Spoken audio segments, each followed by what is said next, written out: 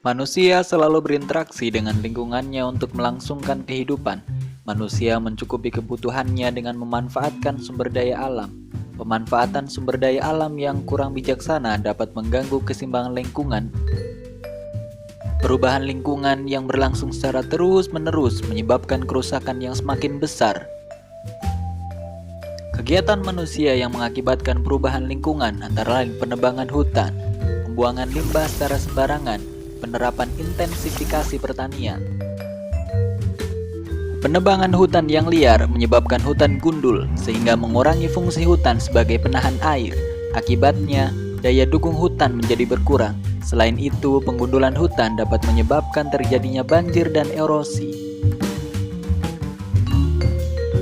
Akibat lain munculnya harimau, babi hutan, dan ular di tengah permukiman manusia karena semakin sempitnya habitat hewan-hewan itu.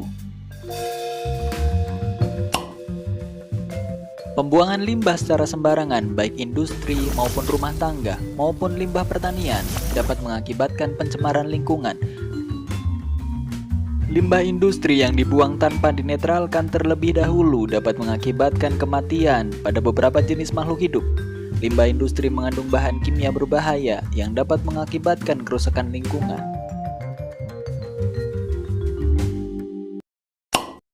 Penerapan intensifikasi pertanian dengan cara panca usaha tani di satu sisi meningkatkan produksi, sedangkan di sisi lain bersifat merugikan. Misalnya penggunaan pupuk dan pestisida dapat menyebabkan pencemaran. Contoh lainnya adalah pemilihan bibit unggul, sehingga dalam satu kawasan lahan hanya ditanami satu macam tanaman yang disebut dengan sistem pertanian monokultur. Sistem pertanian seperti ini dapat mengurangi keanekaragaman sehingga keseimbangan ekosistem sulit untuk diperoleh. Peristiwa ini mengakibatkan ekosistem menjadi tidak stabil. Dampak lain dari penerapan sistem ini adalah terjadinya ledakan hama. Selain karena faktor manusia, perubahan lingkungan juga dapat terjadi karena faktor alami seperti bencana alam. Berbagai bencana alam seperti gunung meletus, gempa bumi, dan gelombang tsunami dapat mengakibatkan keseimbangan ekosistem terganggu. Misalnya pada saat gunung berapi meletus, hujan abu vulkanik menyebabkan terganggunya pernafasan makhluk hidup.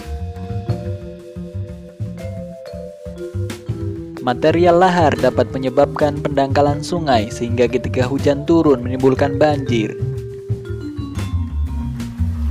Lava panas yang meleleh akan merusak dan mematikan apa saja yang dilaluinya. Setelah dingin akan membeku menjadi batuan yang keras yang dapat menghambat pertumbuhan tanaman.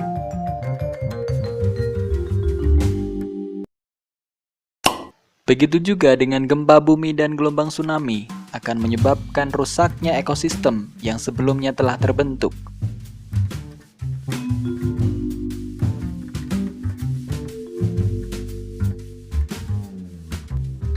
Pada akhirnya, sudah sewajarnya kalau manusia berusaha menjaga kelestarian ekosistem sebagai implementasi wujud rasa syukur kepada Tuhan Sang Pencipta. Terima kasih sudah menonton video ini. Klik subscribe, like kalau kalian suka, komen kalau kalian mau, dislike emang kalau kalian gak suka, and see ya, bye-bye.